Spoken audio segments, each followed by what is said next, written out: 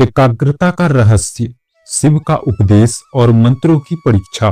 क्या आपने कभी सोचा है कि कोई व्यक्ति रोज शिव मंत्र भी जपता है, सुबह हनुमान चालीसा पढ़ता है, दोपहर में विष्णु सहस्त्र नाम, शाम को देवी की बीज मंत्र और रात में किसी और देवता का जाप करता है, फिर भी उसके जीवन में शांति नहीं, मन भटका हुआ, भाग्य रुका हुआ और साधना अधूरी क्यों रह जाती है? लोग कहते हैं सब भगवान एक ही है, सबका नाम लेने में क्या हर्ज है।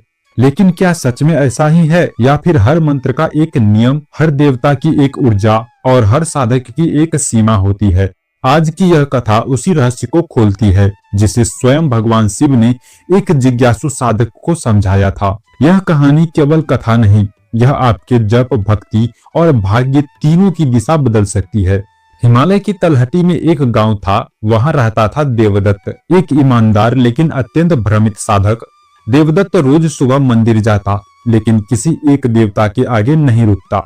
कभी शिवलिंग पर जल चढ़ाता, कभी हनुमान जी को सिंदूर लगाता, कभी विष्णु जी को तुलसी चढ़ाता, कभी माँ दुर्गा को लाल चुनरी। उसकी माला भी अजीब थी, हर 10 मनकों के बाद मंत्र बदल जाता, लेकिन इसका परिणाम, उनका मन हमेशा अशांत रहता, स्वप्न बिखरे रहते, साधना में स्थिरता नहीं रहती, जीवन में रुकावटें ही रुकावटें रहती। एक रात उसने गहरी पीड़ा में कहा, हे महादेव, मैंने तो सबका नाम लिया, फिर भी मेरा जीवन क्यों नहीं बदल रहा? उसी रात देवदत्त को स्वप्न आया।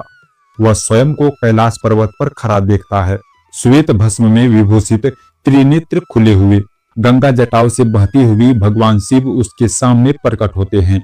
देवदत्त कांपते स्वर में पूछता है, प्रभु, मैं सभी देवी देवताओं का जाप करता हूँ, फिर भी मेरी साधना क्यों निष्फल है? महादेव मंद मुस्कान के साथ कहते हैं, वत्स, नाम अनेक हैं पर मार्ग एकाग्रता का है। शिव कहते हैं, जब मनुष्य अलग अलग देवी देवताओं के मंत्रों का जाप करता है बिना दीक्षा और बिना निष्ठा के, तो उसकी ऊर्जा बिखर जाती है। शिव आगे कहते हैं, कल्पना कर, एक दीपक जल रहा है, अगर चारों ओर से हवाएं चलेगी तो क्या वह स्थिर चलेगा? देवदत्त मौन हो गया। शिव बोले, हर देवता की साधना एक अलग ऊर्जा है, जब तू हर दिन नई दिशा में बहता है तो शक्ति संचित नहीं होती। देवदत्त घबराकर पूछता है, तो क्या सब मंत्रों का जाप करना पाप है प्रभु? महादेव ने तुरंत उत्तर दिया, नहीं वत्स, यह पाप नहीं, पर साधना के लिए अनुशासन आवश्यक है। एक समय में एक मुखिष्ठ, अन्य देवताओं को सम्मान और वंदन, लेकिन मुख्य साधना एक दिशा में। शिव समझाते हैं, मंत्र केवल शब्द नहीं, वह मन को एक लय में बांधने का साधन है। जब साधक रोज मंत्र बदलता है, मन गहराई में नहीं उतर पाता, अवचेतन सक्रिय नहीं होता, मंत्र सिद्धि नहीं आती। देवदत्त स्वीकार करता है, प्रभु, मैं डरता था कि किसी एक देवता को मानूंगा तो बाकी नाराज हो जाएंगे। शिव हंसते हुए बोलते हैं, देवता नाराज नहीं होते, अहंकार और डर नाराज होते हैं। महादेव कहते हैं, एक को पूर्णता से पकड़, शेष स्वतः तुझ में जुड़ जाएंगे। उन्होंने कहा, यदि शिव को इष्ट मानो तो विष्णु, शक्ति, गणेश स्वतः संतुष्ट हो जाते हैं।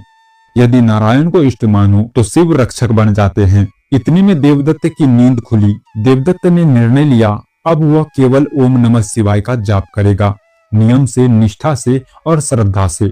कुछ ही महीनों में उनका मन शांत होने लगा, स्वप्न स्पष्ट आने लगे, जीवन की रुकावटें खुलने लगी, साधना में आनंद आने लगा। भगवान शिव कहते हैं, सब देवता एक हैं, लेकिन साधना में एकाग्रता अनिवार्य है।